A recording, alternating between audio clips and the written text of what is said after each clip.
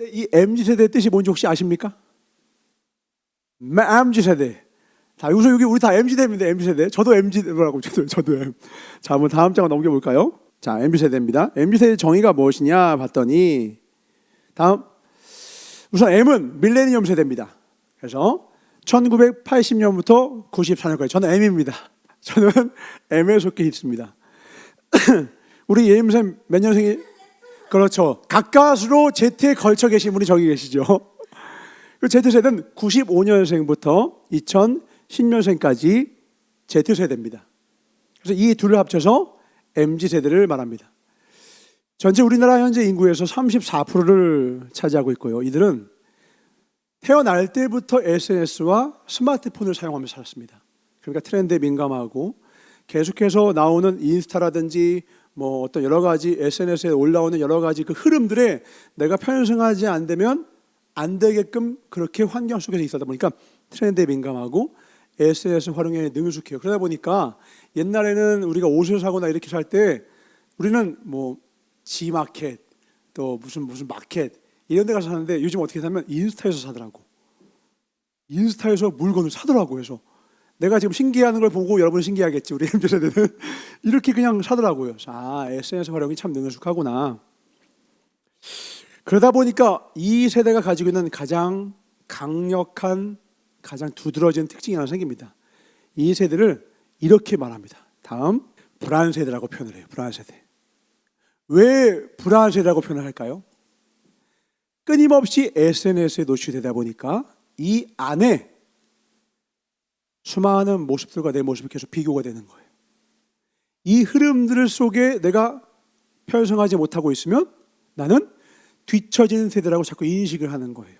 뭐 우리가 예전에 TV를 봤던지 그냥 일반적인 매스컴을 봤을 때는 TV를 틀 때만 비교를 당했다고. TV를 보는 시간도 그렇게 길지 않았고 많이 봐야 그냥 고냥고냥한 몇 가지 안 되는 주류 방송사에서 나오는 나름대로 일관성을 지닌 모습들이었어요. 그런데 지금은 어마어마하게 많은 플랫폼 속에서 어마어마하게 많은 주류들이 탄생하고 있고 그 다양한 선택권들이 오히려 불안을 가져오고 내가 여기 내가 어딜 가야 되지? 어떤 걸 선택해야 되지? 그리고 난 이것에 비해서 이것도 가지고 있지 못하네. 계속 이런 비교에 의하여서 만성 불안에 시달리는 세대가 되어버렸어요.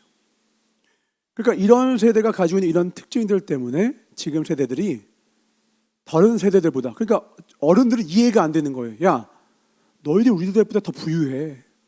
더 가진 것도 많아. 배움도 더 많아. 근데 뭐가 이렇게 불안하냐. 거꾸로 그럴 수밖에 없는 환경 속에 애들이 놓여 있다는 거예요. 그래서 사실 최근에는 플로리다 주 같은 경우는 그 주에서는 아예 만 14세 이하는 스마트폰과 SNS 사용을 하려면 부모의 허락이 있어야 돼요. 저는 이게 맞다고 봐요. 이런 허용이 없으면 아예 SNS나 스마트폰 이걸 사용하지 못하게 하는 거죠. 왜? 그 불안을 감당을 못하는 사람들이기 때문에. 가장 먼저 맨 앞에 제가 질문을 던졌습니다. 맨 앞에 표지가 너무 안 이뻐서 빨리 넘긴 건데 제가 이번 주에 우리 청소년들과 청년들이 가장 갖춰야 될 능력이 무엇인가에 대해서 깊이 고민을 하다가 그러다가 이 주제를 선택하게 된 거예요. 우선은 지난주에 제가 결혼하기 전에 반드시 갖춰야 될 능력 두 가지가 있다고 했어요. 이거는 토요일 날 했던 것이죠. 한번 우리 분들도 한번 생각해 보세요. 우리 이미 결혼하신 분, 이미 결혼한 사람. 결혼할 사람이 반드시 갖춰야 될 능력 두 가지가 있다면 무엇이냐? 첫 번째 뭐라고 했죠? 기억하십니까? 문제 해결 능력이었어요. 첫 번째죠. 문제 해결 능력이 있는가? 문제 앞에. 그래서 문제 해결 능력을 확인해 보라고 우리 어르신들은 뭐하냐? 야, 여행 한번 가봐. 지금 힘든 여행 좀 해봐봐. 대부분 돈으로 때울 수 있거든요. 이런 복지가 잘 되는 우리나라 같은 데서는 돈으로 때우고 경찰에 해결해주고 소방관 해결해주고 다 웬만한 우리 삶의 어려움을 해결해 주다 보니까 진짜 가정을 이루어서 정말 진짜 큰 위기 둘 사이의 문제를 해결해야 될 상황이 오면 대부분 다 문제를 못 해요. 그냥 두 손 날박치고 있거나 문제를 회피하거나 해야 돼요. 근데 그 문제를 해결할 수 있는가? 두 번째, 가정, 남편과 아내가 왼수가 되지 않기 위해서 필요한 게 뭐예요? 소통 능력이라고요. 소통 능력. 그러니까 소통이 안 되면 이 사람이 뛰어난 사람이야. 괜찮은 사람이야. 근데 결정적으로 대화가 안 돼. 대화가 된다는 말은 뭐예요? 정직하게 나의 부족함과 연약함들을 내어놓고 그 부분을 서로 정죄하는 것이 아니라 그 부분들을 가지고 서로 더 나아가기 위해서 그거를 용납하고 더 나은 비전을 제시하고 그 비전을 향하여서 우리가 진실될 대화를 할 수 있는가, 이런 부분들에 대한 거거든요. 근데 이런 부분이 안 되고 요즘은 결정사에다가 연봉, 학벌, 요즘은 심지어 부모가 자기 노후가 대비가 되어 있는가, 부모에게 얼마 정도 줄 수 있는가까지 다 기록해 조건이 맞으면 결혼을 시켜요. 그러니까 전 세계에서 이혼율 1위가 된 거예요. 조건이 결혼을 유지시켜 주는 게 아니라 결국은 문제를 해결할 수 있는가, 계속 문제는 생기거든요. 그 다음 둘 사이에 대화가 될 수 있는가, 이 부분에 대해서 능력이 갖춰지지 않으면 결국 아무리 멀쩡해 보이는, 사회에서는 뭔가를 갖췄어요. 사회에서는 뭔가를 이룬 사람이에요. 멀쩡히 멀리서 봤을 때는 대인관계 속에서 문제가 없던 사람인데 깊은 관계, 정말 친밀한 관계 속에 가면 여지없이 무너지는 모습을 보이게 됩니다. 근데 그러기 이전에 그런 걸 갖춰가는 그 과정 중에 이러한 능력들을 키우기 위한 가장 근본이 되는 능력이 무엇일까? 회복 탄력성입니다. 아마 여러분이 최근에 책들을 읽어봤다면 이 용어에 대해서 많이 들어봤을 거예요. 최근에 심리학에서 가장 각광을 받고 가장 중요한 인간의 능력으로 대두되는, 아예 책 제목도 회복 탄력성의 책으로 수두룩하게 있습니다. 전 본 적이 없습니까? 서점을 가시면 많이 있습니다. 이거 이전에는 이거 말고 다른 개념이 조금 더 화두가 됐었어요. 쭉 다시 넘어와 볼까요? 많이 들어봤나요? 다 아는 개념입니다. 자, 우선은 어떤 개념이냐? 자존감에 대한 개념이에요. 자존감. 많이 들어봤죠? 그래서 자존감 수업, 이런 개념들이 많았어요. 근데 요즘에는 자존감 얘기 안 합니다. 자존감은 생각보다 그렇게 중요한 심리학적 기제가 아니라는 걸 밝혀내고, 그것보다 훨씬 중요한 인간의 생애에 있어서 가장 중요한 것은 무엇인가? 한 사람의 성공과 한 사람의 행복을 결정짓는 가장 중요한 능력은 무엇이냐? 회복 탄력성이라는 거예요. 이거를 오늘 주제로는, 소주제는 뭐라고 삼았느냐? 세컨드 찬스를 수여할 수 있는 거예요. 우리는 한 번 기회를 잃으면 망할 것 같은 사회 속에서 살아가요. 사회 자체가 뭔가 실패하면 손가락질 당하고 다시는 재기와 복귀를 할 수 없는 시스템 속에 우리나라가 있거든요. 그러니까 대부분 다 도전을 하지 않고, 도전을 꺼려하고, 질문하기를 꺼려하고, 실패와 실수를 두려워하는 풍토가 우리나라에 가장 강하게 들어가 있죠. 그러니까 한 번 실패하고 한 번 낙담하면 또 슬프게도 전 세계 1위인 자살률, 낙담하고 떨어져 나가는 거예요. 포기해버리는 거예요. 근데 하나님께서 우리에게 오신 이유가 뭐죠? 간단합니다. 너에게 새로운 기회가 있다는 거예요. 내가 널 새롭게 하겠다는 거예요. 이전 일은 지나갔으니 보라, 새 것이 되었다라는 거예요. 그러니까 심리학에서는 이제 회복 탄력성을 말하고 있는데 예수님이 2000년 전부터 우리에게 말씀하셨어요. 다시 기회가 있어. 아멘. 새롭게 시작할 수 있어. 아멘. 그 새롭게 시작하는 그 근거가 너가 아니라 나란다. 예수로 충만한 자 다시 시작할 수 있다. 주님 말씀해 주시더라는 거죠. 그 주님과 함께함으로 말미암아 오늘 이것이 무엇인지, 심리학에서는 이제 발견한 가장 귀한 다시 일어나는 힘, 다시 시작하는 힘, 다시 회복하는 힘을 발견하시길 주를 축원합니다. 자, 애니메이션으로 돌아와 봅시다. 혹시 인사이드 아웃 2 보시는 사람? 세 사람, 네 사람이네요. 딱 절반입니다. 8명 중에. 이 인사이드 아웃이 28일 만에 700만이 돌파하면서 아주 큰 각광을 받습니다. 1은 2015년에 나왔습니다. 돌아와 볼까요? 그 다음 장. 1편에 어떤 내용이냐? 이 결과를 알아도 보면 큰 도움이 됩니다. 인간의 마음속에는 다양한 감정이 있는데 그 감정을 의인화시켜서 그 감정들 간에 소통하는 걸 통하여서 우리가 평소에 어떤 감정이 왜 생기는지를 잘 드러내는 아주 좋은 애니메이션이에요. 그래서 어른들의 애니메이션이라고 많은 사람들이 추천합니다. 1편의 교훈은 이겁니다. 거기서 기쁨이라고 하는 존재가 있는데 그 기쁨이가 자꾸 슬픔이를 무시하려고 하고, 슬픔이를 자꾸 없애려고 하고, 자꾸 슬픔이를 뒤로 해요. 너 때문에 내 주인이 라일라가 슬퍼하는 거야. 라일라, 내 주인님을 자꾸 슬프게 하지 마. 넌 가만히 있어. 기쁨이 나만 앞에 나서야 돼 하면서 자꾸 기쁘게만 하려고 해요. 그 결과 일어나는 자꾸 안 좋은 문제들, 그걸로 오히려 라일라의 삶이 문제가 생기죠. 그 결과가 뭐냐면 슬픔이 있기에 뭘 말하고 싶냐? 기쁨이 있고 그 기쁨과 슬픔은 서로 상호 보완적이며 둘이 함께 있다. 그래서 우리 안에 있는 모든 감정을 그대로 받아들여야 건강한 건전한 감정 체계를 유지할 수 있다는 이 교훈을 전달하기 위해서 1편이 있어요. 그러니까 한마디로 말하면 슬픔도 꼭 필요하다. 이걸 전달하고 싶었던 거죠. 그럼 이번에 2편은 뭘까요? 2편은 어른이 되어가는 라일라의 모습을 통해서 어른이란 어떤 존재에 대해서 이렇게 설명하고 싶어 해요. 어떠한 우리 안에는 다양한 감정들이 있는데 한 가지 감정에 의해서 막 휘둘려지고 감정에 막 휘둘리는 그런 사람이 아니라 내 안에 건강한 어떤 정체성과 자아상을 가지고선 그 중심 안에서 그 순간 매 순간 생기는 감정을 지혜롭게 활용하는 사람이 어른이다. 이걸 가르쳐 주고 싶은 거예요. 그러니까 감정에 휘둘리지 말고 활용하라는 거죠. 이걸 한마디 결론을 내면 여기서 라일라가 1편에서는 슬픔 때문에 힘들어했는데 2편에서는 불안 때문에 힘들어해요. 불안. 다음, 이 불안 때문인데 이 불안은 왜 생기느냐? 사회적 인간이 타인에 의해서 뒤처지기 싫은 마음에서 생기는 거거든요. 그러니까 열등감에서 비롯되는 거예요. 그러니까 우리가 SNS를 보면 다른 사람에 비해서 내가 뒤처질 것 같은 그런 모멘트들을 계속 발견하게 된단 말이에요. 그러니까 SNS를 보는 순간부터 사람은 계속해서 열등감이 자극이 되고 불안감이 계속 자극되기 시작하는 거예요. 라일라도 다른 친구가 좋은 대학교, 좋은 학교에 가는 걸 보고 막 불안해지기 시작해요. 내 주변의 사람들이 막 나보다 더 잘 나가고 더 잘 사는 것 같아. 그러니까 막 불안하기 시작하는 거야. 예전에는 엄친아 얘기 들을 때만 불안했다고. 엄마가 야, 엄마 친구가 야, 아빠 친구가 얘기 들을 때만 불안했어. 지금은 내가 스스로 SNS를 켜서 불안의 바닷속으로 들어가요.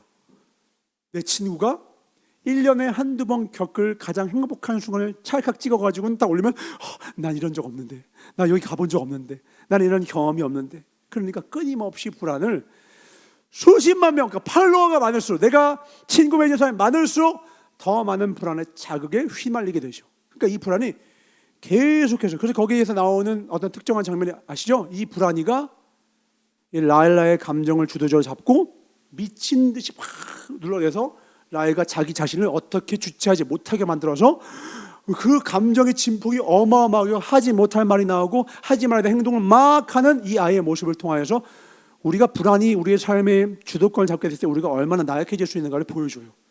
근데 그걸 보며 전국에 있는 저도 그렇고 수많은 어른들이 우는 거예요. 왜? 이게 내 모습 같은 거예요. 우리 많은 어른들이 다 이 불안 때문에 괴로워하고 있거든.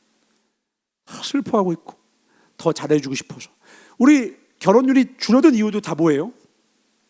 저 청년들의 얘기하면 간단해요. 대부분 이기심 때문에 못하는 것 같죠? 아니에요. 그래도 하나님을 믿는 사람들은 조금 다른 동기더라고. 뭐냐? 내가 내 자녀를 더 행복하게 키울 환경과 자신감이 부족해서라는 거예요. 내가 내 아이를 사랑해서 더 잘 키우고 싶은데 내가 그렇게 해줄 다른 사람에 비교해서 막 비교받고 학교에서 상처받고 다른 애들은 이런 것도 하는데 내 자식은 이런 것도 받지 못할 때 겪을 그런 상처를 받을 환경을 내가 줄까 봐 그래서 내가 못 결혼하고 키우지 못하겠다고 얘기하는 거예요. 전 비교적 이 마음이 되게 건강한 마음이라고 받아들였어요. 그러니까 사랑하니까 상처를 주고 싶지 않은 마음에 그런 마음을 가질 수 있겠다. 저는 공감이 되더라고요. 이것도 결국 뭐 때문이에요? 불안함 때문에. 아이를 결혼을 같이 못하겠다. 하지 못하겠다. 다음. 그렇다면 이탄은 그러면 우리에게 결국 뭐라고 해요? 야, 불안 때문에 우리 인생 망가지는 것 다 안다. 근데 이탄은 이걸 얘기하고 싶은 거예요. 불안도 필요하다라는 거예요. 불안함이 너무 만성이 되어서 우리가 괴롭다고 하는데 왜 뚱딴지 같은 소리예요? 거꾸로 우리가 거기 영화에서는 직접적으로 제안하고 있지만 제가 그걸 보면서 느끼고 하나님의 말씀이 우리에게 제안하는 건 뭐냐면 불안은 반드시 필요하다라는 거예요. 왜요? 불안이 우리에게 뭘 가르쳐 주는데요? 다음. 이런 말 들어본 적 있을 거예요. 자존감은 낮은데 자존심은 센 사람이야 라고 어떤 사람은 평하는 말들이 있어요. 이 말을 들으면 우리는 어떤 인상을 갖게 되느냐? 자존감은 높을수록 좋고 자존심은 약할수록 좋다라고 하는 인생을 갖게 돼요. 그죠? 그러니까 자존감이 높아야 되는데 이 사람은 자존감은 낮고, 자존심은 좀 부리지 말아야 되는데 자존심이 너무 높으니까 이 사람은 나쁜 사람이라고 하는 프레임을 갖고서 이야기를 하는 것이죠. 그러면 자존감은 뭐고 자존심은 뭐길래 이렇게 얘기하느냐? 먼저 자존감부터 봅시다. 여기 다음으로 넘어가서, 자존감은 자신을 존중하고 사랑하는 마음이에요. 이 얘기만 들었을 때는 우리가 모두가 동의하는 좋은 마음이죠. 자신을 존중하고 사랑하는 마음. 근데 이 자존감은 마치 뭐랑 같느냐? 다음 넘어가 보세요. 자존감은 이빨과 같아요. 이빨. 그러니까 뭐냐면 자존감이 건강하게, 자존감이 충분히 있을 때는 티가 안 나. 근데 자존감이 낮을 때만 문제가 돼요. 충치가 생길 때만 우리가 이빨을 인식하듯이 평상시에 음식을, 밥을 먹을 때 우리가 이빨에 크게 감소 안 한다고 그냥 밥을 먹지. 근데 이빨이 아플 때 이빨 시려, 이빨 아파 하면서 그때 이빨을 인식하듯이 자존감은 평상시에 우리가 크게 인식할 필요가 없는 내용이에요. 근데 자존감이 낮으면 어떤 일이 생기느냐? 다시 앞으로 넘어가서 사울과 같은 일이 생깁니다. 뭐냐? 과도하게 인정받기를 원하고 애정을 갈망하며 어떤 특정한 성취에 대하여서 극단적인 열망을 표현하기 시작해요. 자존감은 어디서부터 출발이 되느냐? 부모와의 관계에서 출발됩니다. 애착. 가정 안에서 충분한 가정을 공급받고 거기서 안정감을 누리면 자연스럽게 내가 혹시라도 잘못돼도 그럼에도 불구하고 나를 사랑해 주시는구나. 나 망해도 세컨드 찬스가 있구나. 내가 어려워져도 다시 그래도 날 지지해 주는 분이 있으니 나는 얼마든지 다시 체크할 수 있구나. 이 건강한 자존감이 있으면 평안함과 여유와 안정감이 그 사람의 기본적인 디폴트 값, 첫 번째 감정과 정서가 돼요. 그러니까 불안과는 정반대의 마음이죠. 그러니까 자존감은 분명히 좋은 거예요. 근데 자존감, 저는 가정에서 그런 걸 받지 못했는데요. 괜찮아요. 하나님 앞에 있으면 됩니다.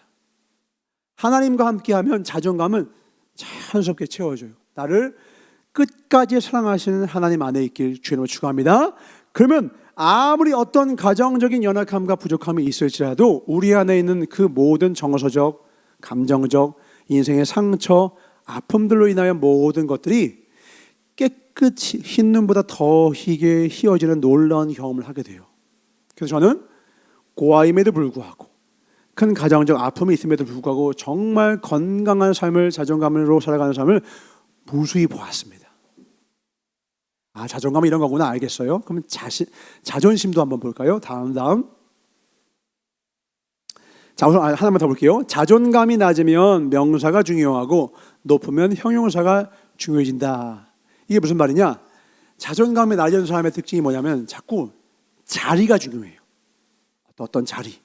그러니까 이렇게 질문할 수가 있어요. 넌 어떤 사람이 되고 싶니? 물어보면 특정 높은 자리를 얘기하는 사람은 대체로 자존감이 낮기 때문에 그래요. 그 자리를 얻으면 내가 존중과 존경을 획득할 수 있다고 믿고 있기 때문이에요.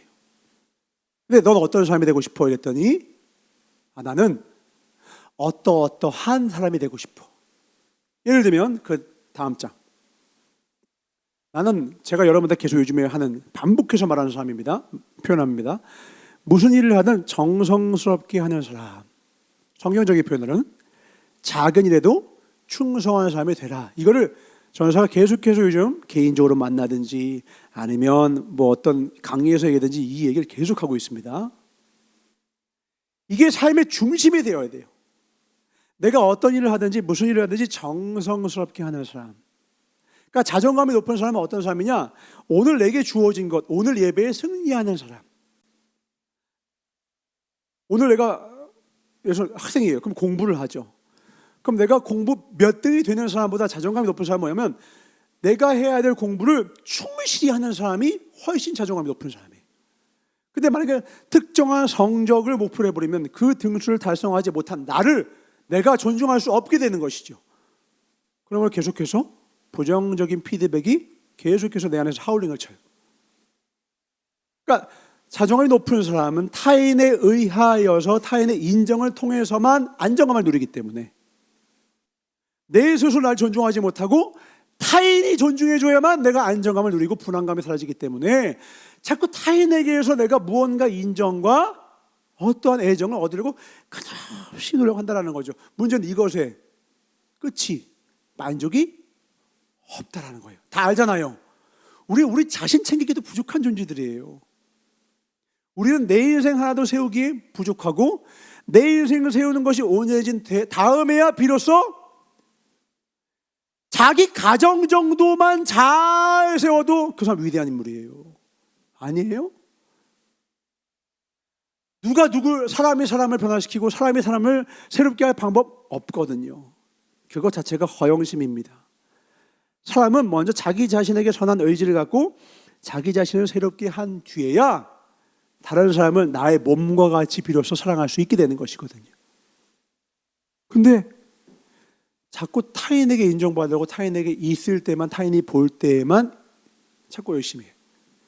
사람이 많을 땐 열심히 하고 많이 볼 땐 열심히 하고 칭찬과 격려가 있을 땐 열심히 하고 타인이 아무도 인정 안 해주고 바라보지 않으면 그만두고. 왜? 내 안에 건강한 자존감이 없어요. 다른 말로 하나님 안에서 내가 발견되지 못했기 때문에 그래요. 영원한 공급, 마르지 않는 샘인 하나님 안에서 나를 발견하게 되길 주의 이름으로 축원합니다. 아멘. 사람의 칭찬, 심지어 부모조차 우리를 만족 못 시켜요. 부모님이 아무리 칭찬해 준다고 해서 어떠한 개인이 완전한 자존감 누릴 수 있느냐? 안 되더라고. 그러니까 사람은 기본적으로 자존감이 건강하게 완전하게 그 평생을 유지할 능력이 없어요. 방법은 하나예요. 그래서 하나님 안에, 하나님 앞에 나아가는 길밖에 없습니다. 난 여러분이 예수로 충만하기를 그래서 바라요. 예수로 충만하다는 것은 무엇이냐? 내가 아직 죄인 되었을 때 예수께서 나를 위하여 자신을 죽이심으로 나를 향한 사랑을 확증하신 그 사랑으로 살아가는 게 예수로 충만한 거예요. 여러분, 지난주에 실수했을 거고 지지난주도 실수했을 거고 앞으로도 실수할 거예요. 전도사가 늘 실수해요. 최근에는 전도사가 한 20년 전 실수한 일에 대하여서 이야기를 듣게 됐어요. 난 몰랐어요. 나는 내가 괜찮은 사람이고 나는 실수가 없는 사람인 줄 알았던 그 시기에 내가 특정한 실수에서 내가 어떠한 잘못된 일을 했더라고. 난 몰랐어요. 다른 말로 하면 그걸 발견할 만한 능력이 없었던 존재였고, 그것 때문에 전도사가 이번 주 초에 주님 왜 저 같은 종을 쓰십니까? 아유 주님, 저 같은 종을 왜 하나님 불러주셔서 저를 쓰십니까? 저 말고 더 좋은 종을 쓰세요 하면서 막 마음이 좀 괴롭더라고요. 그런 기도가 나오는 거. 하나님, 저 말고 더 목회자 보내주세요. 왜 저 같은 목회자 보내셔서 저 때문에 영혼들 아프고 막 괴롭고 이런 상황이 생기게 하십니까? 주님 죄송합니다. 막 그러고 있었고, 그러다가 또 근자에 있었던 일 때문에 막 그런 일이 생기니까 전사가 주님 막 마음이 괴로웠어요. 근데 결론은 어디 가서 힘을 얻느냐? 그럼에도 불구하고 사랑해 주시고 그럼에도 불구하고 장차 종아 너는 개바가 될 거야. 넌 아직 공사 중이란다. 우리가 어떤 공사 중인 건물을 보고 험담하고 비웃는 사람이 어디 있습니까? 완공되길 기다리지. 완공이 될 때 같이 기뻐하지. 철골이 다 보이고 그 안에 더럽고 추악한 모습들 보여도 과정을 가지고 정죄하는 사람이 어디 있습니까? 하나님은 우리를 그렇게 바라보신다는 거예요. 베드로가 배반할 거 알았어요. 닭이 3번 올 때 너 나 배신할 거야. 근데 주님 어떠셨어요? 그러니까 넌 제자 아웃! 이렇지 않으시고 스스로 막 괴로워할 때 두 눈이 마주친 그 베드로, 어쩔 줄 몰랐는 그 베드로를 따뜻한 눈동자로 바라보사 이후에 부활하셔서 다시 찾아오셔서 다시 일으켜 주시잖아요. 두 번째 기회를 주시잖아요. 그 주님이 우리의 주님이십니다. 아멘. 회복의 근거, 회복의 능력은 오직 예수 그리스도입니다. 그분으로 말미암지 않고는 우리는 다시 시작할 수 없다. 그래서 전사가 일주일도 안 돼서 다시 시작할 수 있게 되었어요.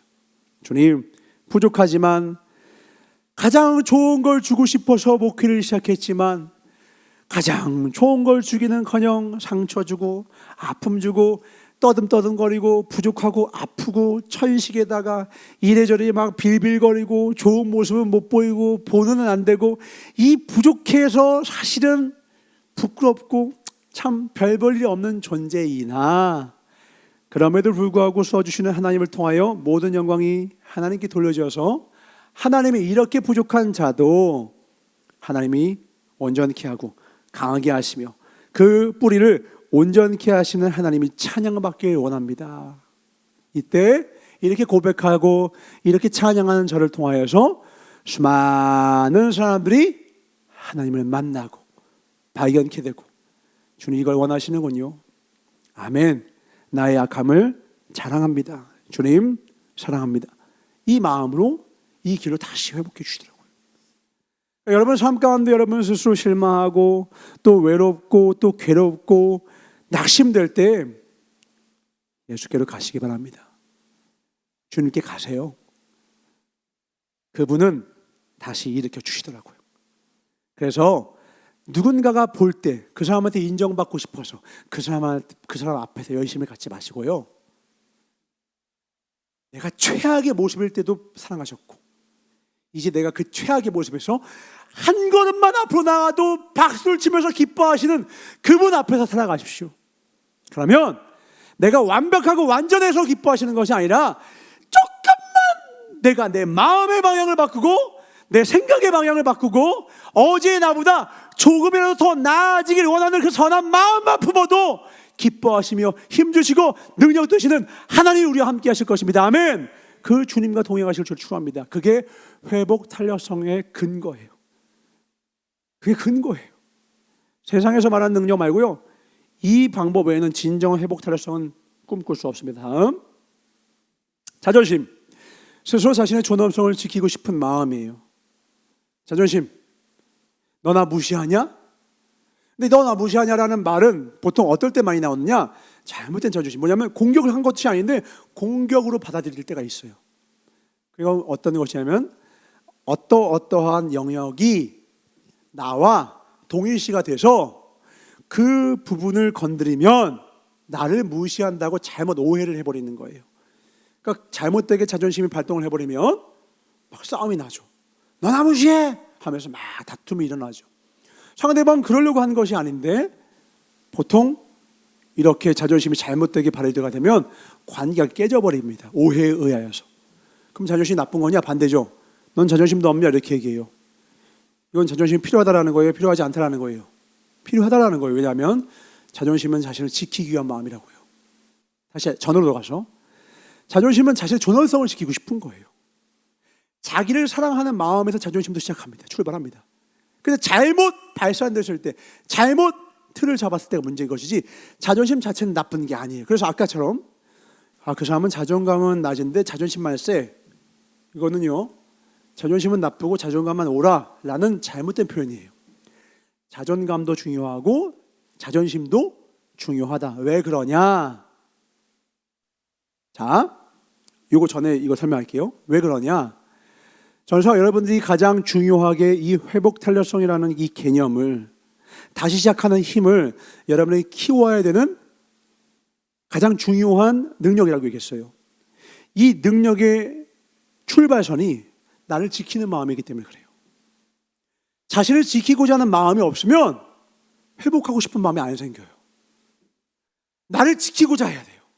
나를 세우고 싶어 해야 돼요. 선한 의지를 갖고 나를 세우고 싶어하는 자존심이 있어야 돼요. 난 하나님의 자녀야. 여기서 무너질 수 없어. 난 하나님의 아들이야. 난 하나님의 딸이야. 예전에 미생이라는 드라마를 봤는데 거기 나오는 장그래가 언제 자기가 일어났죠? 난 나의 어머니의 아들이다. 난 내가 사랑하는 나의 어머니의 자존심이다. 이렇게 확 세서 읊조리는 장면이 나와요. 너무 오래된 드라마인가요? 나밖에 안 봤나요? 또 공유하기 힘든가요? 예. 그래도 M세대입니다. 아직 M세대예요. 앞에 7 아닙니다. 내가 아무리 넘어져도 다시 일어나는 것은 나는 내 어머니의 자존심이다. 그래서 넘어질 수 없다라는 거예요. 우리는 하나님의 자존심입니다. 아멘. 우리는 넘어질 수 없어요. 우리는 하나님의 자존심이에요. 내가 넘어지면 하나님이 세상 가운데 하나님을 향하여 손가락질함이 더 거세질 수밖에 없다고요. 나를 지키고자 하는 그 마음, 이 마음을 가져요. 그래서 자존감도 중요하고 자존심도 중요한데 이 둘을 결국 가지고서 뭘 키워야 된다? 회복 탄력성을 키워야 돼. 회복 탄력성이 왜 중요한지에 대해서 이 영화의 한 장면을 보고 이야기하겠습니다. 돌아와서 이 인사이드 2에서 문제가 발단이 됩니다. 뭐냐? 라일리의 마음속에 있는 기쁨이가 라일리를 위해서 어떻게 하느냐? 라일리가 수치스러워할 기억의 저편이라는 것으로 확 보내버려요. 망각시켜버리려고 해요. 그러니까 우리도 가끔씩 어떤 막 부끄러운 일이 있으면 잊고 싶어. 야야 뭐 안 본늘 삽니다. 야야 이거 잊고 싶어.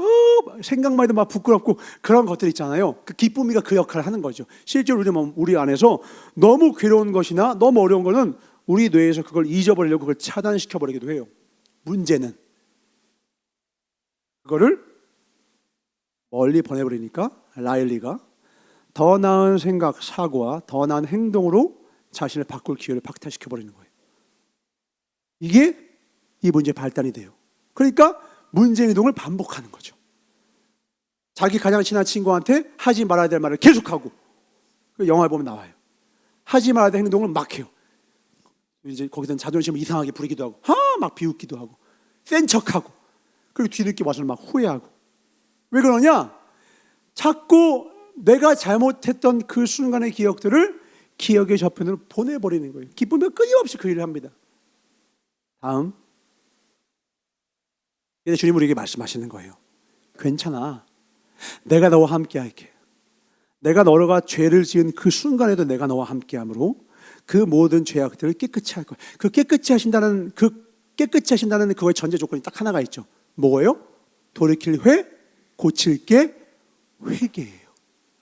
네가 그걸 나에게 고백하면 이를 미쁘시게 여기사.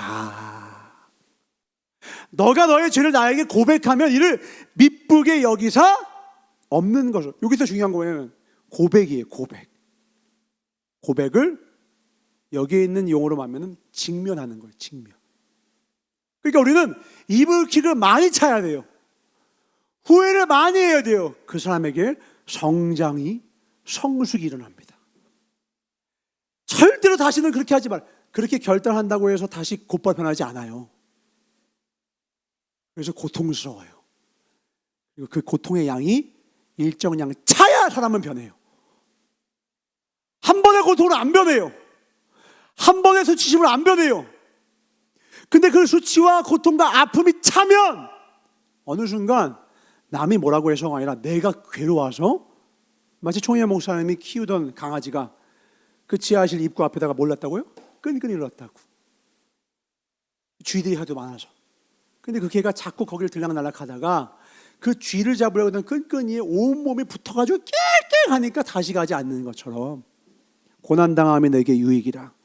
내가 주의 율례를 배웠나이다. 고백하는 것처럼 상처가 나고, 그 다음에 그 상처가 낫고, 부끄러웠지만 그걸 치유하게 되는 과정에서 성장이 일어나게 됩니다. 다음, 같이 읽어볼까요? 시작.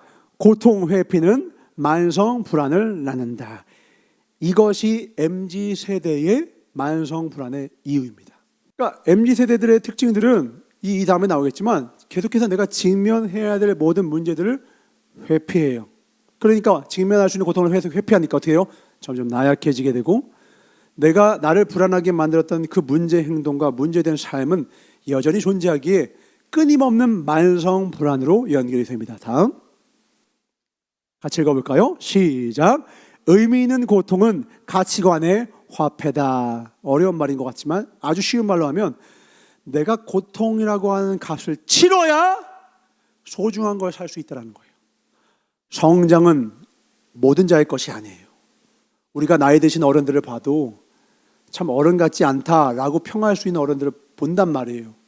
나이 들어서 뭐 하는 거야? 막 길가에서 술 먹고서 막 꼬장 부리고 막 말도 안 되는데 연세가 막 60, 70세예요. 그러면 우리가 그 어른을 보면서 고개를 숙이면서 존경심을 갖는 것이 아니라 안타깝다. 나는 저렇게 살지 말아야지라는 마음이 막 생긴다고요. 그러면 그분은 어쩌다가 그런 60년간 70년간 그 삶을 그렇게 살 수밖에 없었느냐? 그분은 의미 있는 고통을 가져본 적이 없는 거예요. 직면해 본 적이 없는 거예요. 알코올에 중독되는 사람이 가질 수 있는 의미 있는 고통을 뭘까요? 간단해요. 알코올을 끊기 위해서 겪는 고통이에요. 음란물 중독자가 그 음란에서 헤어나올 때 그가 성장과 성숙이 일어나는데 그가 취할 고통은 뭐예요? 그걸 견디는 고통이에요. 다이어트를 승리한 자가 왜 가치 있게 여겨지느냐? 그들은 식욕과 식탐이라고 하는 걸 찾는, 견디는 고통을 지불했기 때문에 그 가치를 샀다고요. 그러니까 그 사람이 박수를 받는 거예요. 단순히 살 뺐어. 그러니까 우리는 날 때부터 몸매 좋은 사람은 존경하지 않아요. 근데 알다시피 막 100kg 막 그렇게 막 정말 200kg 그런 사람이 막 정말 말도 막 고통스러운 과정을 거쳐서 그걸 이룬 사람들, 그런 사람은 나중에 아예 자기 이름 따서 사업을 하죠. 무슨 닷컴 하면서 막 닭 팔고 막 하잖아요. 오늘도 오면서 하나 봤는데 미국에 200kg가 넘는 남자가 200kg. 한국에는 불가능합니다. 200kg 쉽지 않습니다. 자기가 살을 빼기 위해서 의사랑 합의하에 다이어트를 시작했는데 어떻게 했느냐? 아무런 음식을 먹지 않는 거예요. 3가지만 먹습니다. 물, 비타민과 미네랄. 그러니까 영양제와 물만 먹어요. 와, 놀라워요. 나중에 우선 그 80kg대까지 떨어져요. 며칠 걸린 줄 아십니까? 밥을 안 먹었어요. 영양제와 물만 먹었어요. 근데 살아요. 385일. 385일이 지나니까 몸에 있는 지방을 다 써서 딱 필요한 만큼만 남았어. 그 사람이 먹은 건 오로지 영양제와 물만. 그래서 사실 건강한 방식의 다이어트는 아닙니다. 근데 사실 200kg는 이건 너무 더 건강하지 않잖아요. 그러니까 그래도 다시 시작하는 몸으로 만들기 위해서 이 사람이 의사와 합의까지 계속 혈당 체크하고 계속 심박 보고 계속 몸의 건강과 근육을 보면서 한 것이죠. 혼자서 막 하면 안 됩니다. 그러니까 그 정도로 어려운 고된 그 과정을 통과하니까 그 사람이 박수를 받는 거예요. 의미 있는 고통을 취하세요. 우리가 천국을 왜 갑니까? 우리 팔복을 말씀하시는 하나님의 그 마태복음 4장에도 뭐라고 나와요? 네가 고난과 널 핍박할 때 즐거워해라. 천국이 너의 것이다. 우리의 믿음이 언제 증명됩니까? 시험과 환난이 올 때입니다. 불로서 너의 공력을 시험하실 때가 와요. 그러니까 사람에 의하여서 상처받고 사건과 사고에 의하여서 고통이 오고 교통사고가 나기도 하고 내가 가장 소중했던 걸 잃어버리기도 하고 막 각양각색의 고통이 와요. 그때에 내가 하나님을 선택하는가를 가지고 그 사람이 진짜 믿음이 있는가를 하나님 확인하신다라는 거예요. 그러니까 믿음 있는 사람 중에 단 한 명도 시험과 환난과 유혹이 없었던 사람은 있다 없다? 없다. 목회자 중에 시험과 환난이 갑절로 경험을 하지 않은 목회자는 한 명도 없다. 왜? 믿음을 가르쳐야 될 사람이 본인이 그걸 증명하지 못했는데 그걸 어떻게 가르쳐요? 그러니까 총야 목사님도 맨날 찬양하는 게 뭐예요? 나는 가리라 찬양하시고 느린 찬양 많으셨잖아요. 뭐 내가 걸어온 길 무슨 거저 찬양하시잖아요. 이게 뭐냐면 당신이 지불한 화폐를 말하는 거예요. 나는 믿음을 선택했고 이를 위하여 나는 이런 걸 지불했다라고 자기의 삶으로 고백하는 거예요. 하나님도 여러분에게 물어보시는 거예요. 우리가 가는 길이 넓은 길이에요, 좁은 길이에요? 좁은 길이에요.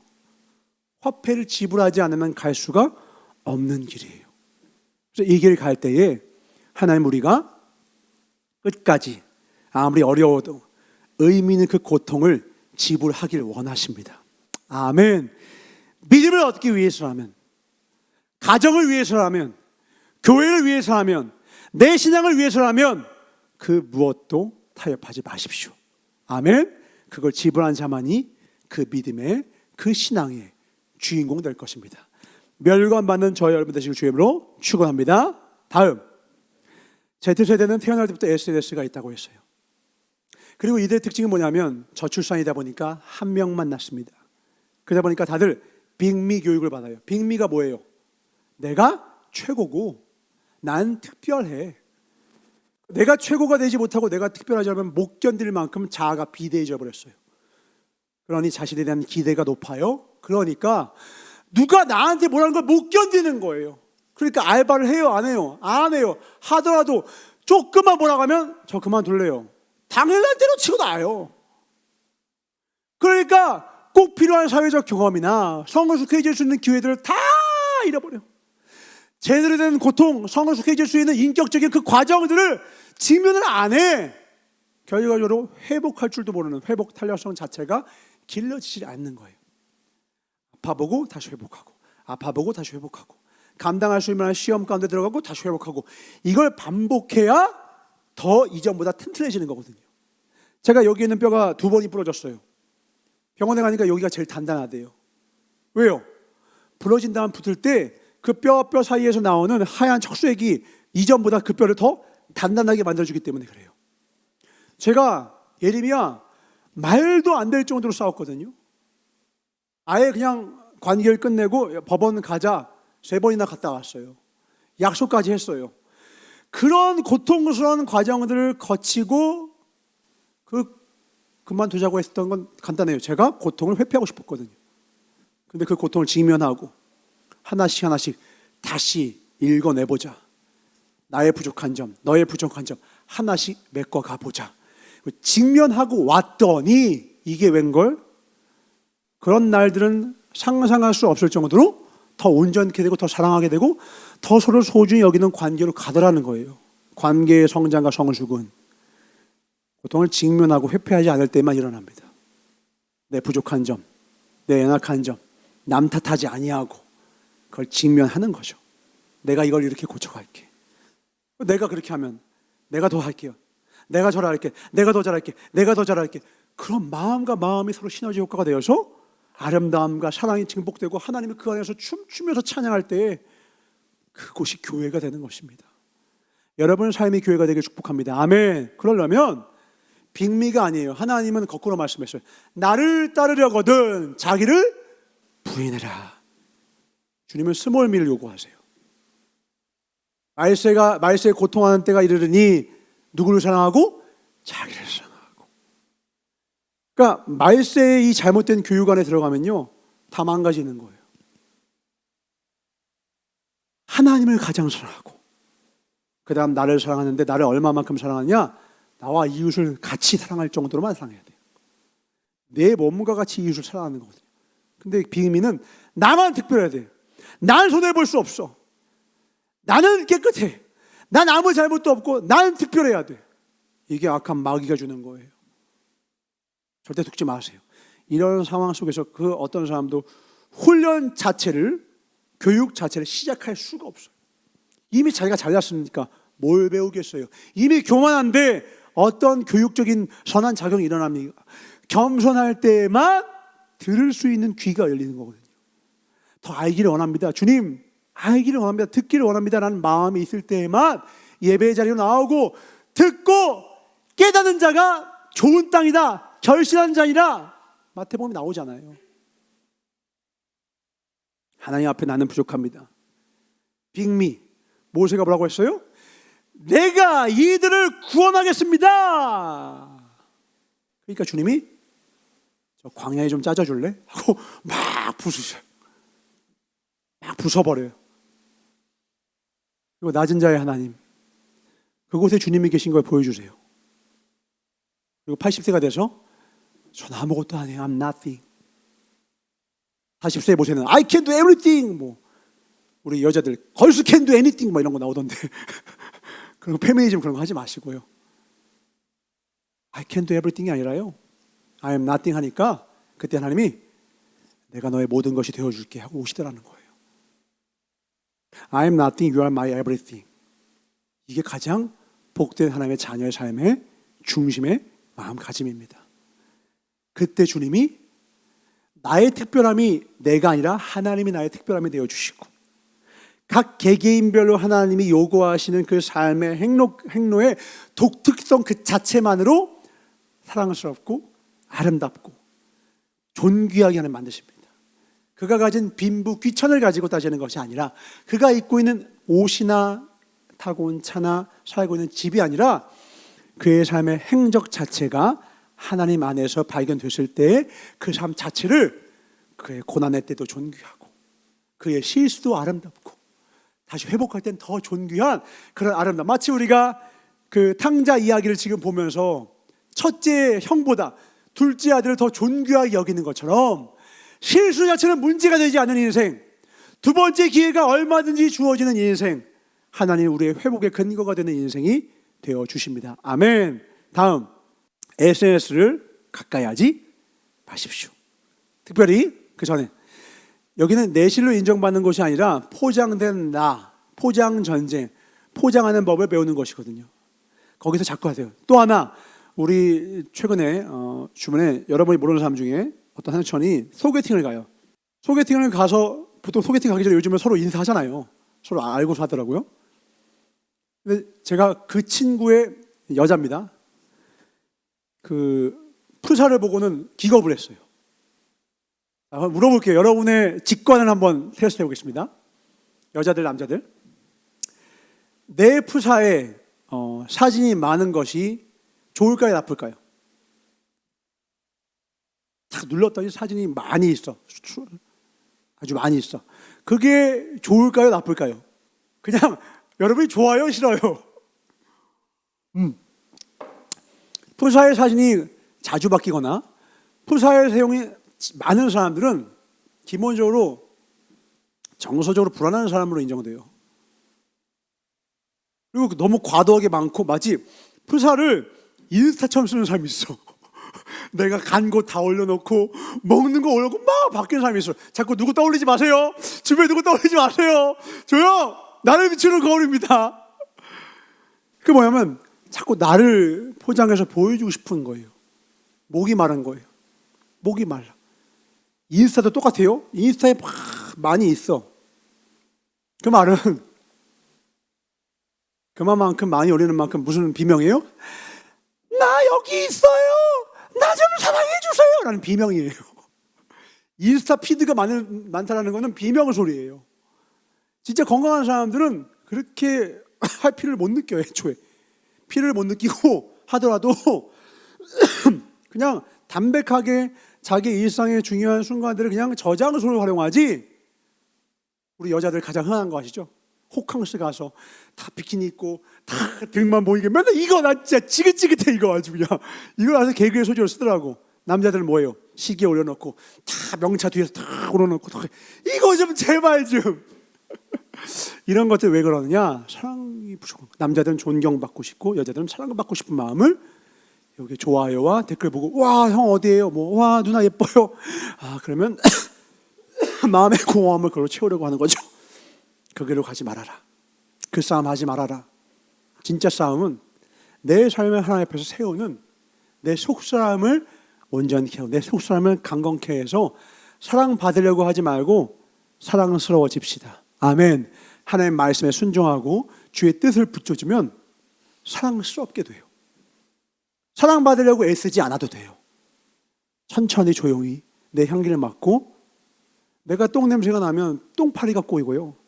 내가 예수의 향기가 흔들리면 아름다운 벌과 아름다운 나비가 오게 돼요. 다음. 자, 이 가스라이팅에 대한 이야기를 많이 들어봤을 겁니다. 1938년에 가스등이라는 이 영화에서 저 남편이 이 여자를 우리가 현재 말하는 가스라이팅 한다라는 개념이 여기서 나옵니다. 어떻게 하면 이 여자를 가둬두고 싶어. 어디 못 가게 하고 싶어. 그래서 이 여자를 정신을 조작하려고 해요. 어떻게 하느냐? 집에 가스등이 옛날에 가스등 시대잖아요. 그러니까 가스등을 살짝 낮춰놔요. 그 여자가 이렇게 얘기합니다. 여보, 집안이 좀 어두워진 것 같지 않아요? 불 다시 켜요. 그 남자가 아주 뻔뻔해서 그러면 무슨 소리야? 어제랑 똑같은데 달라진 거 아무것도 없어. 그런가? 다음날 조금 더 침침하게 만들어요. 그러면서 이 여자가 또 더 침침해진 것 같은데 그럼 남자가 너무 뻔뻔해서 아니야 아무렇지도 않아 변한 거 없어 어제랑 똑같은 강도야 똑같이 기름이 만땅이야 그러면서 이 여자가 결국 어떻게 되냐? 내가 좀 상태가 안 좋은가? 내가 많이 정신이 아주 안 좋아. 내가 피곤한가? 하면서 자기 스스로 믿을 수 없게 만들어서 이 여자를 조작하려고 한 저 남편의 모습을 가스라이팅, 이 영화를 가지고 만들어서 현재 대중어로, 심리학 용어는 아닙니다. 대중용어로 야 가스라이팅 하지 마라는 말로 이렇게 쓰이게 되죠. 근데 문제는 이걸 어떻게 쓰느냐? 현재 세대는 자기 방어의 수단으로 써요. 건강하게 잘못된 것, 고쳐야 될 것, 시정해야 될 것. 그러니까 지금 이 시대에는 어떤 시대냐? 하나님한테 가스라이팅 하지 말라고 말하는 시대예요. 무교가 전 세계에서 우리나라가 1위예요. 무교의 비율이 전 세계 1위가 우리나라예요. 선진국 중에 1위가 아닙니다. 전 세계에서 무교의 비율이 전 세계 우리나라가 1위예요. 그러니까 누구한테도 받지 않겠다. 지금 MZ세대 우리나라 친구들 뭐라 하잖아? 뭐만 좀 가르쳐주면 꼰대, 틀딱, 가스라이팅 하지 마세요. 다 이래요. 배움이 없어. 아무것도 안 배우려고 그래. 심지어 사장님이 알바생 이거 이렇게 가스라이팅 하지 마세요. 아니 사업체에 와서 일을 배워야 될 거 아니야. 그럼 자기 친구한테 물어요. 와 사장이 나 가스라이팅 하대. 와 이렇게 그래 버리는 거. 많이 경험해봤을 거예요. 그래서 친구들이 이런 말을 어떻게 쓰느냐? 배움의 기회를 스스로 박탈시킬 때 이 말을 써버리는 거예요. 그래서 그 영화에서의 애니메이션 창에서 나의 부족한 점, 나의 실수, 나의 잘못된 점을 직면하고 사고하는 걸 막는 게 이 단어예요. 현재 세대에서. 여러분은 이 말을 쓰지 말고 뭐 해야 되냐? 우리는 내 삶에 어떤 문제를 발견했을 때 혹은 내 삶에 어떤 문제를 어떤 사람이나 사건을 통해서 내가 비춰졌을 때 가스라이팅 하지 마세요가 아니라 그걸 가지고 어디로 가야 돼? 우리는 어디로 가야 돼? 하나님께 가는 거예요. 염려, 근심, 걱정, 실패, 실수, 내 삶의 모든 것 가지고 어디 가는 거예요? 우리는 하나님 앞에 가지고 가는 거예요. 그리고 주님께 드리면 굽어진 것은 펼쳐주시고요. 굽어진 것은 새롭게 하시고요. 우리의 삶의 모든 헐고 망가진 것 하나님 온전케 하십니다. 그러니까 우리 삶은 언제 망가지느냐? 하나님 품을 벗어나는 순간 망가져요. 그러므로 여러분 예배를 드리는 이 교회당 안에서만 하나님 품 안에 거하지 마십시오. 이제 진짜 여러분이 하나님 안에 거해야 될 시간은 저분을 나설 때예요. 그 하나님 품을 떠날 때부터 거꾸로 세상이 여러분을 가스라이팅 할 거예요. 야, 이런 거 해야 행복해. 이걸 가져야 행복해. 넌 불쌍한 자야. 넌 맨날 교회만 가냐? 넌 인생을 이렇게 불쌍하게 사냐? 너도 좀 널 위해서 살아.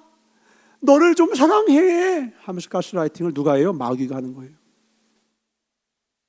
우리는 오히려 하나님 앞에서 더 진실하고 세상 앞에서는 세상에 귀를 기울이는 것이 아니라 세상한테는 귀를 닫아야 돼요. 모든 어떤 영웅서사가 있는 드라마나 영화나 어떤 만화책에서도요, 최고로 강한 주인공들은 다 뭘 갖고 있느냐? 회복의 능력을 갖고 있어요. 예를 들면 엑스맨에서 울버린은 계속해서 회복하는 능력을 갖고 있죠. 막 죽어도. 저는 안 봤습니다. 그 무빙에서도 류순용인가? 그 사람이 계속 막 뼈가 부러져도 막 계속 회복한대요. 또 제가 좋아하던 애니메이션 루피 뭐예요? 다 죽어도 밥만 먹으면 회복돼. 그죠? 온몸이 고무거든. 그러니까 다 죽어도 밥만 먹으면 회복돼. 그러니까 역사상 모든 존재하는 어떤 애니메이션이든 그런 영웅서가에서는요, 회복 능력을 가진 사람이 영웅으로 묘사가 돼요. 왜 그러냐? 인간의 인생에 가장 필요한 능력이 바로 회복의 능력이기 때문에 그래요. 이 인간 존재 자체가 끊임없이 실패하고 실수밖에 없는 존재의 한계가 있기 때문에 그래요. 아무리 우리가 보기에 완벽해 보이는 사람도요, 그 사람과 일주일과 한 달과 같이 보세요. 실수와 실패가 한가득합니다. 근데 그가 왜 그 높은 곳 혹은 성공과 승리와 아름다운 행복의 자리를 갔느냐? 그에겐 회복 탄력성이 있어요. 넘어져도 다시 시작해요. 자빠져도 훌훌 털고 다시 일어나요. 이제 마지막으로 여러분이 회복 탄력성을 키우기 위한 3가지 지침을 알려주고 마치겠습니다. 다음. 우선 이것부터 할게요. 과거에는 MZ세대의 가장 문제점이 이런 부분입니다. 시스템의 규칙과 원칙을 지키지 않으면 악으로 여겼는데 지금은 개인적인 기분과 감정을 상하게 하면 악이에요. 아까 날 가스라이팅 하지 마라는 말을 언제 쓰는 거예요? 나를 지적할 때 쓰는 거거든요. 내 잘못된 걸 지적할 때 이 말을 쓰거든요. 그러니까 그것이 잘못된 거여서 바른 것을 가르쳐줘요. 사장님이 야 그거 그렇게 하는 거 아니다. 가스라이팅 하지 마세요. 이렇게 되는 거예요. 우리는 배워야 되거든요. 아, 이 업장에서의 규칙은 이거구나. 아, 교회에서는, 아, 가정에서는, 이 나라에서는, 아, 이거구나 해야 되는데 어느덧 기준이 내가 돼버립니다. 다음 읽어볼까요? 시작. 마음도 근력과 같다. 겪으며 견디며 강해집니다. 감정들을 수용하고 직면해 봐야 돼요. 좀 재미있는 거 보여줍니다. 볼까요? 자, 첫 번째입니다. 여기 부러움이라고 하는 친구가 있어요. 저 오른쪽에 있는 파란색이에요. 왼쪽이가 불안이에요. 불안이. 근데 이 만화 애니메이션이 뇌과학자들의 자문을 받아서 만든 거거든요. 재미있는 게 뭐냐면 저 불안의 눈동자와 MB의 눈동자가 똑같은 색깔, 몸의 색깔과 똑같아요. 왜 그러냐면 부러움의 감정이 불안으로 이어지기 때문에 그래요. 이해가 되죠? 부럽다라는 말은 내가 갖지 못한 것을 저가 가지고 있고 그것이 자극이 되는 순간 난 적이 없으니까 혹시 뒤떨어진 사람이 아닐까라는 불안으로 연결됐다는 거예요. 그러니까 누군가를 부러워하면 우리는 자꾸 그 부러움을 어떤 식으로 직면하지 않고 없애려고 하느냐? 시기와 질투심으로 갑니다. 부러움은 선한 검이에요. 부러움은 내가 무언가 더 갖춰야 될 것이 있다는 걸 가르쳐주는 지표예요. 아, 저 사람 어떻게 저렇게 온유하지? 누가 칭찬해. 저 사람 참 온유해. 그러면 우리 마음에 딱 나오니 저 사람의 잘못된 모습이 팍 떠올라요. 그래서 막 말해주고 싶어. 근데요, 저 사람은요, 이래요. 이러고 싶어. 저 사람 어떻게든 깎아내리고 싶어. 그래야 내 마음이 편안하다고. 나보다 저 사람이 더 나은 걸 인정해버리면 내가 너무 불편해. 그런데 그 불편함을 직면하면 아, 저 사람은 내가 없는 걸 가지고 있구나. 나도 저거를 갖춰야겠다. 그러면 성숙해져요. 그 감정을 수용하는 거예요. 그러니까 부러움 자체는 하나님이 우리에게 주는 선물이에요. 우리가 가야 될 길을 가르쳐 줍니다. 근데 대부분 어디로 간다고요? 그거를 무시하고 시기와 질투로 간다고. 걔를 죽이고 걔가 얼마나 악한 사람인지를 증명하면서 인생을 써버려요. 그러니까 여기서 똑똑한 사람은 같이 칭찬을 하고 진짜 멘탈 센 사람은 야 부럽다. 나도 그렇게 해봐야겠다. 이거 멘탈 갑. 여러분 만나려면 이런 사람 만나야 돼요. 야 부럽다. 야 대단한데. 야 멋지다. 나도 한번 해봐야겠다. 그 사람 타격이 없는 사람이야. 그 사람은 회복 탄력성이 강한 거야. 벌써 회복하는 사람이야. 회복 탄력성이 조금이라도 있는 사람은 시작은 그래요. 시기와 올라. 그 사람 보면 짜증나. 아, 잘생긴 사람만 보면 짜증나. 이쁜 사람 보면 짜증나잖아 우리. 쟤는 나는 열심히 운동해서 간신히 몸매 하나 만들었는데 쟤는 날 때부터 몸매 예쁘고 얼굴도 짜증나. 부모 잘 만나서 저거 몸매가 금수저. 짜증난다고. 근데 그 짜증날 때에 그걸 보고 승질내지 마시고 그래 이건 주님이 나에게 허락하신 고난이다. 그러면서 운동하러 가서 더 고통에 직면해서 내가 할 수 있는 최선의 아름다움만 획득하면 그 사람은 그 아름다움 때문에 사랑받는 게 아니라 그런 걸 시기 질투하지 않는 건강한 마음 때문에 사랑스러워져요. 무슨 말인지 됩니까? 그게 사랑스러운 거야. 부족한데 사랑스럽다니까. 여러분 필리비가 얼마나 사랑스러운 줄 알아요? 필리비가 말할 때 보면 난 이게 없고 나는 귀엽고 형아는 잘생겼고 엄마는 이쁘고 아빠는 멋져요 하면서 각각의 독특성을 인정하고 각각의 장점들을 이야기해. 부럽대. 형이 가끔씩은 부럽대. 저 이야기해줘. 너도 잘하면 너도 멋있어져. 점점 얘기해줘. 야 요즘에 필리비가 멋있어진다. 그래요? 그러면 저는 멋있고 귀엽네요. 막 이렇게 얘기한다고. 성장이 이렇게 이루어져요. 타인의 장점을 부러워하잖아요. 그럼 그 장점들이 내게 흡수가 돼요. 부러워함고서 담고자 하면 그게 내 것이 돼요. 예수님을 부러워하시길 주로 축원합니다. 여러분 예수님을 부러워하는 게 되게 중요해요. 그럼 웬만한 사람은 부러워하지 않게 돼. 예수님보다 나은 분이 없거든. 웬만한 사람한테 열등감 못 느껴요. 예수님보다 나은 분이 완전한 인간상이 없거든. 여러분 예수님을 그래서 제대로 부러워해야 돼. 예수님을 제대로 만나봐. 그러면 모든 부족한 부분, 모든 잘못된 부분이 건강해지고 질서 잡기 시작해. 인간관계가 다 건강해져요. 부러움을 갖고 불안으로 이어질 때 그 불안이 자극한 나의 연약한 모습을 성장의 촉매제로 사용하시기를 주로 축원합니다. 두 번째, 슬픔과 기쁨이에요. 둘 다 머리 색깔이 어때요? 같죠? 둘이 상호 보완적이라는 거예요. 우리가 언제 기쁨을 느껴요? 그리고 언제 슬픔을 느끼죠? 슬픔은 기쁨의 상실입니다.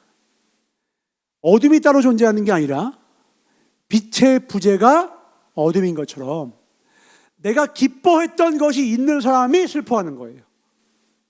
무슨 말인지 돼요? 그러니까 나는 기쁨도 없고 슬픔도 없어. 그 사람은 아무것도 사랑하는 사람이 없는 거야. 사랑한 것이 없는 거야. 뭔가를 진짜 뜨겁게 사랑하잖아요. 그럼 그 사람의 존재로 기쁘고요. 반대로 이제 그 사람이 잃으면 엄청난 슬픔이 일어나요. 기쁨과 슬픔은 무조건 함께합니다. 무조건 이 둘은 하나예요. 그러니까 자꾸 기쁨이가 슬픔이를 부인하려고 하는데 그건 스스로 자기를 부인하는 것과 똑같아요. 그래서 하나님이 때론 내 인생에 무언가를 걷어가실 때에도 또 인생에 뭔가 주실 때도 내 안에 기쁨이가 춤을 출 때 내 안에 슬픔이가 춤을 출 때 이 모든 것들요 하나님이 다 뭘 나에게 알게 하시기 위함이냐, 그것이 있고 존재하고 부재하는 그 과정들을 연이어서 경험하는 걸 통해서 우리는 감사를 배우게 됩니다. 어떤 것의 존재가 얼마나 소중한 것인지를 우리는 오직 부재를 통해서만 깨달아요. 그러니까 대부분 다 부모님이 돌아가신 다음엔 다 효자가 돼. 대부분 다. 있을 땐 감사를 제대로 못하더라고. 나를 포함해서. 그러나 지혜로운 사람은 범사에 감사하자. 내게 계실 때 사랑하자. 우리 옆에 있는 사람도 내게 주어졌을 때, 하나님 나에게 붙여줬을 때 소중히 여기자. 근데 그렇지 못하는 사람은요, 아까 말했죠. 내가 중심이 된 사람, 조금만 날 불편하게 해? 그럼 손절쳐요. 그러니까 차단해버려요. 그러니까 조금의 불편함과 어떤 불안함에 대해서 직면을 못하게 되니까 관계의 성숙이 없어. 더 깊은 관계로 가지 못해. 옛날에는 부부싸움은 칼로 물베기란 말이 있었거든요. 아니에요. 요즘은 부부싸움은 곧바로 이혼이에요. 요즘 부부싸움은 곧바로 이혼이야. 결혼할 때부터 서로 돈을 따로 쓰고요. 결혼할 때부터 모든 걸 다 따로 해서요. 이혼이 너무 쉬워졌어. 예전에는 재산 분할을 하는 게 어려웠잖아요. 지금은 결혼할 때부터 통장은 다 따로 쓰고 다 따로 써서요. 정리할 게 없어. 그냥 이미 다 따로 있어. 그냥 여행 가듯이 법원 가서 인사하고 오면 이혼이 그냥 돼요. 그러니까 이혼이 너무 쉬워진 거야. 근데 그 말은 뭐냐면 진심으로 사랑을 해본 적이 없다는 거예요. 사랑은요, 상대방에게 나를 쏠 총을 주는 거예요. 너무너무 사랑한 나머지 총마저 줘서 그 사람의 말이 나에게 괴로워지고 그 사람의 눈빛이 나에게 괴로움이 되고 그 사람의 부재가 나에게 얼마나 큰 괴로움이 되는지를 허락하는 거예요. 하나님을 가장 사랑하는 자, 그를 정말로 주님을 가장 사랑하는 자는요, 하나님이 내게서 성신이 떠나는 것을 견디지 못합니다. 다윗이 고백한 것처럼 주의 성신을 내게서 멀리하지 마시옵소서. 다윗은 하나님을 가장 사랑했어요. 자기 왕위와 물질과 군대와 모든 명예, 권력, 그 무엇보다 하나님이 가장 귀한 거예요. 그러니까 어떤 부재보다 주의 성신의 부재가, 성령님의 부재가 가장 괴로운 거예요. 이게 천국 갈 자의 표징이에요. 저 사람 죄 지니까 지옥 가. 아니에요. 죄를 짓고 안 짓고 어떤 특정한 죄, 저 사람 동성애자니까 망했어. 저 사람 이혼했으니까 망했어. 저 사람 이러나 저 사람 지옥 갈 거니까 아니라 회복을 못 한다고요. 누가 회복 못 해요? 주의 성신이 나에게 가장 큰 아픔이 아니게 된 사람이에요. 하나님을 가장 사랑하지 않은 사람은 죄를 져도 아프지 않다니까요. 그러니까 회개도 안 나와요. 그래서 지옥 가는 거예요. 왜 예수님이 바리새인들한테 회칠한 무덤이라고 하시고, 왜 예수님이 하나님을 네 마음과 뜻과 목숨을 다하여 사랑하라 하신 이유가 천국과는 열쇠가 하나님을 사랑해 있기 때문입니다. 아멘. 하나님을 향한 사랑이 끊어지는 순간 회개 자체가 안 돼요. 예배 자체가 감격이 안 돼요. 예배를 사모하지 않아요. 말씀을 사랑하지 않아요. 기도의 자리가 귀찮아지고 번뇌스러워져요.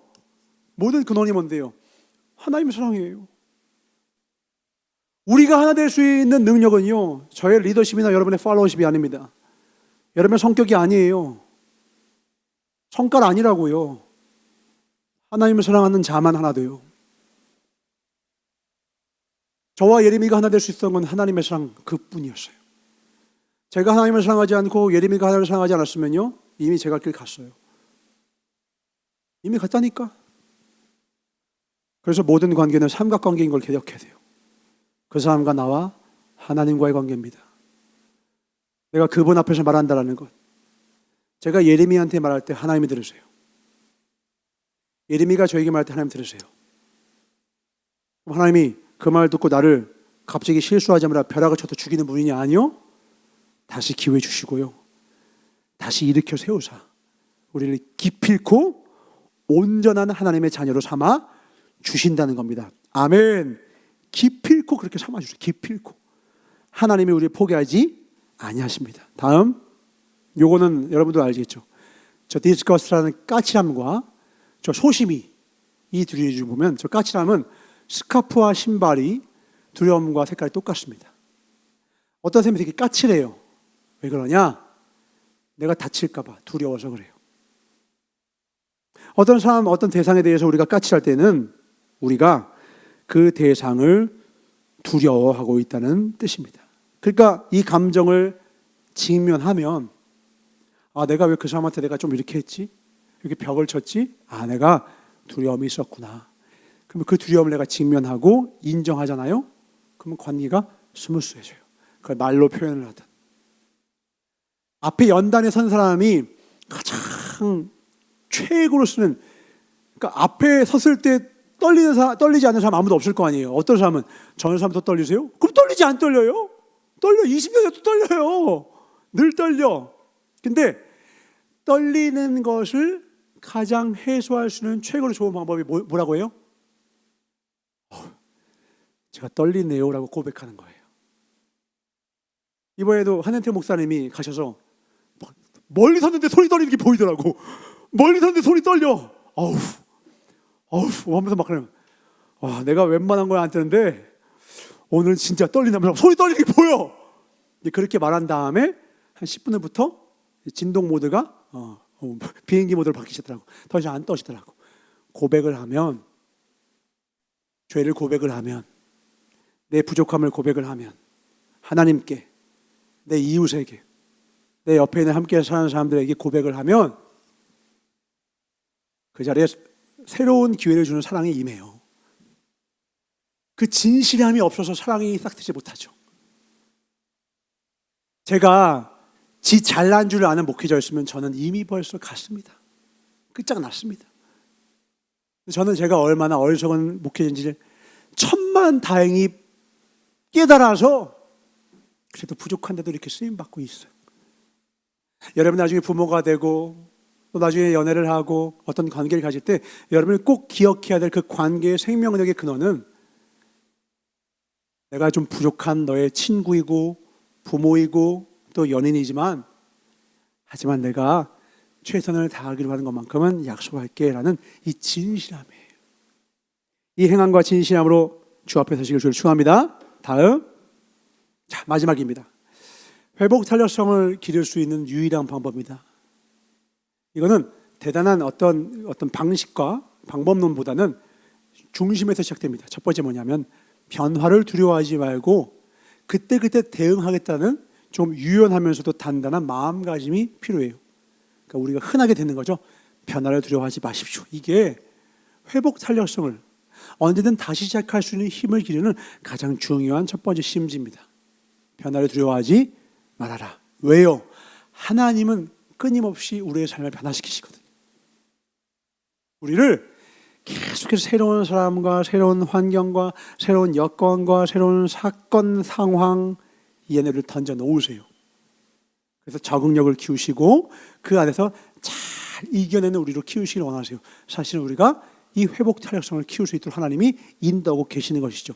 두 번째, 매일매일 성취하고 성장하겠다는 마음을 가지셔야 돼요. 이거는 최근에 전사가 계속 표현한 겁니다.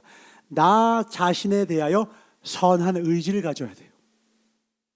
더 나은 내가 되고 싶어야 돼요.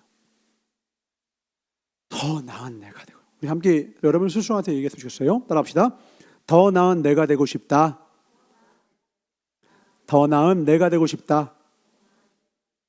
전사는 조금이라도 더 좋은 목회자가 되고 싶어요. 이 마음을 갖고 있는 한 전사는 절대 낙심하고 포기 안 해요. 여러분도 마찬가지예요. 난 더 나은 뭐뭐뭐가 되고 싶어. 더 나은 교사가 되고 싶어. 더 나은 아들이 되고 싶어. 딸이 되고 싶어. 하나님의 자녀가 되고 싶어. 이 마음 갖고 있는 사람은 절대로 낙심, 낙담 넘어지지 않아요. 다시 일어날 수 있습니다. 세 번째, 우리 삶의 핵심 우선순위를 정하고 지키라는 거죠. 이건 제가 지난 시간에 가치관에 대한 강의를 했고, 이게 올라오면 여러분 꼭 보길 바랍니다. 이게 왜 중요하느냐? 우선순위를 세워야 되는 가장 중요한 이유와 원인이 뭐라고 했죠? 샘? 쌤? 정확한 워딩으로 기억했어요. 우리가 얼마 못 가서 죽을 거기 때문에 그래요. 우리에겐 유한한 자원밖에 없다는 거예요. 생명이 유한하고 돈이 유한하고 시간과 물질과 에너지가 유한해요. 그러니까 이거를 마음대로 쓰면 안 되고 지혜롭게 분별해서 쓰라는 거예요. 세월을 아끼라 때가 악하니라. 써야 될 때 쓰고 엉뚱한 데 쓰면 안 돼요. 내 몸뚱아리를 향락, 저 막 둠수한 데 가서 막 술과 향락 가는 데 쓰는 것이 아니라 하나님 앞에서 쓰는데도 시간이 부족하다는 걸 깨닫는 사람만 하나님 앞에 머물고요. 사랑하는 사람들 하는 말, 사랑할 시간도 부족한데 왜 싸워요? 이런 닭살스러운 말들 왜 나와요? 내 생명의 유한함을 깨닫는 사람이 하는 거예요. 그런 사람은 우선순위가 명확한 자예요. 내 인생은 사랑할 시간과 싸울 시간 중 사랑할 시간을 먼저 두겠다. 이런 명확한 내 삶의 핵심 우선순위를 가지고 있어야 돼요. 우리 하나님을 먼저 합시다. 아멘. 그 다음은 내 가족과 이웃이에요. 이런 우선순위를 가지고 있어야 돼요. 안 그러면 저 멀리 집 밖에서 친구들과 유흥과 호랑방탕한 생활로 자기 인생을 허비했던 그 탕자와 같은 삶을 살 수밖에 없어. 첫 번째, 하나님 안에 거하는 시간이 가장 많은 자 되기를 주를 축원합니다. 아멘. 이걸 명확하게 하면 세상의 가치관을 볼 때는 내 삶이 사실 별 볼 일 없고 좀 안타까운 삶으로 보이고 그들은 나를 조롱할 수도 있어요. 그러나 내 우선순위가 하나님 앞에 머무르는 삶이라면 그 사람은 얼마든지 회복하고 그 안에서 자기 복된 삶을 영유할 수 있습니다. 하나님 앞에 서서 여러분 삶을 온전히 하시기 바랍니다. 두 번째는요, 여러분 자신의 삶과 이웃을 향하여 여러분 삶을 아름답게 써야 돼요. 전사가 최근에 계속해서 여러분한테 전사가 건강상 감사해져서 여러 가지 노력들을 하고 있다고 하잖아요. 전사가 보니까 최근에 원래부터도 그랬지만 최근에 더 많이 인지가 되고 인식이 됐어요. 스스로 메타인지가 된 게 뭐냐면 전사 어려서부터 유독 죽음에 대해서 많이 생각을 했어요. 중학교 때부터 죽음에 대해서 계속 자꾸 죽음에 대한 생각이 많이 났어요. 그러면 내가 너무 약하고 내가 많이 아프기도 하고 이런 경험들이 잦았기 때문에 그래요. 좀 막 맥없이 막 지치고 막 아파하고 시름시름 앓고 무기력하고 이런 경험들이 많다 보니까 생명이 참 꺼지기 쉬운 촛불과 같다는 직관적인 느낌이 내 생에 가득했어요. 참 꺼지기 쉽구나. 어떤 건강한 사람은 막 돌을 씹어 먹어도 막 건강하잖아. 그래서 저는 사람 어렸을 때 그래 나한테, 야 돌을 씹어도 건강할 나이 너 왜 그러냐 이런 말을 진짜 많이 들었거든요. 근데 나는 이해를 못했어. 돌이요? 저는 그냥 음식 먹어도 소화불량이던데요. 많이 체해서 저 응급실 실려고 하는데요. 그건 이제 건강한 사람들의 느낌이고, 전사는 몸이 감사하니까 그냥 웬만한 음식 먹고도 체하고. 한 번은 전사가 기도원에 갔는데 노가다를 합니다.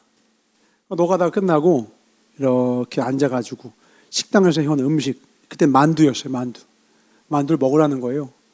너무 배고팠으니까 맛있게 먹었죠. 근데 만두가 좀 많이 남았어요. 그래서 배부르다는데 갑자기 저 멀리서 그분이 걸어오십니다. 아이, 맛있냐? 예, 맛있습니다. 야, 더 먹어. 김집사 더 갖고 와. 문제는 여기는 모든 청년들이 지금 배가 터지기 일보 직전이었다는 사실입니다.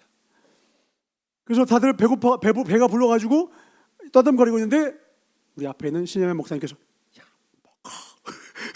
눈빛을 주십니다. 우리 모든 교사들이 다 딱 들고서 맛있네요 꾹 하는데 느껴지는 거 알죠? 난 진짜 죽겠구나. 체하기 일보 직전이 있구나. 그래가지고 막 먹어서 그 기술을 습도를 했거든요. 조금 먹고 많이 씹는 척. 이거 먹고 최대한 시간을 끌었어요. 그리고 나서 그래도 내가 먹을 수 있는 양 이상을 먹어가지고 결국은 완벽하게 체한 건 아니지만 뒤에 가서 뻗어버렸다고요. 그러니까 사람들이 욕하는 거예요. 야, 그 만두 몇 개 더 먹었다고 넌 뻗냐? 근데 나는 내가 원해서 이 몸이 아니야. 누가 체하고 싶은 몸을 갖고 체하고 싶냐고. 근데 나는 그렇게 막 잘 체하고 많이 아프고, 그러니까 스스로 이렇게 인간의 육신이 얼마나 나약하고 부족한지를 항상 인지하면서 살았단 말이에요. 그러니까 전사의 설교 속에 보면은 항상 오늘이 마지막인 것처럼 신앙생활을 해야 돼. 하나님이 오늘 마지막인 것처럼 하나님 앞에 서야 돼. 이런 설교를 내가 많이 했더라고. 최근에서는 더 그렇게 느낍니다. 우리의 삶에 여러 가지 부족한 점이 있지만 부족하기 때문에 주신 이 생에 얼마 안 되는 삶을 정말 지혜롭게 하나님 앞에서 운영해 가시길 주의로 축원합니다. 아멘. 그래야 여러분의 삶이 정말 놓치지 않을 것을 끝까지 붙들고 가장 아름다운 삶을 살 수 있습니다. 하나님 앞에 끝까지 낙심치 않고 주님 품 안에 안길 때까지 충성하는 저와 여러분 되시길 주의로 축원합니다. 기도하겠습니다. 하나님 감사합니다. 우리 사랑하는 주의 자녀들 평생의 삶 가운데 반드시 가져야 될 것, 다시 시작하는 힘입니다. 다시 시작하는 힘입니다. 그 누구도 정죄할 수 없고 내 인생에서 스스로 낙심하며 넘어질 수 없는 것은 주님이 우리와 함께 하시기 때문입니다. 방향만 옳다면 느려도 괜찮습니다. 부족해도 괜찮습니다. 뚜벅뚜벅 주님과 함께 걸어가다 보면 주님이 우리를 반드시 가장 선한 길로, 의의 길로, 진리의 길로 인도해 주십니다. 그 길 따라가게 하여 주시옵소서. 각자 자신의 십자가를 지고 나에게 주어진 얼마 되지 않은 그 삶, 그 인생을 가장 존귀히 여기며 하나님을 사랑하고 나 자신의 삶을 그리고 내 이웃을 진정으로 사랑할 수 있는 건강한 하나님의 자녀로 살 수 있도록 좀 축복하여 주시옵소서. 도전하다가 좌절 낙담한 자가 있다면 다시 일어나서 도전케 하여 주시옵고, 우리의 삶 가운데 어떤 실수와 낙담하는 그런 경험으로 인하여 마음이 넘어진 자는 오늘 주님 우리 다리에 힘을 넣어주사 내 발을 사슴과 같게 하사 나로 저 높은 곳 주님과 함께 서는 그곳에 거닐게 하여 주시옵소서. 감사하고 주께 영광 돌리며 약함과 연약함이 절망의 이유가 아니라 하나님을 만나 새롭게 더 성장하고 더 성숙하고 새롭게 더 승리할 수 있는 이유로 만들어주시는 나사렛 예수 이름부터 축복하며 간절히 기도드렸사옵나이다. 주기도를 마치옵나니 하늘에 계신 우리 아버지여, 이름이 거룩히 여김을 받으시오며 나라의 마옵시며 뜻이 하늘에서 이루어진 것 같이 땅에서도 이루어지이다. 오늘날 우리에게 일용할 양식을 주옵시고 우리가 우리에게 죄 지은 자를 사하여 주는 것 같이 우리의 죄를 사하여 주옵시고 우리를 시험에 들게 하지 마옵시며 다만 악에서 구하옵소서. 나라와 권세와 영광이 아버지께 영원히 있사옵나이다. 아멘.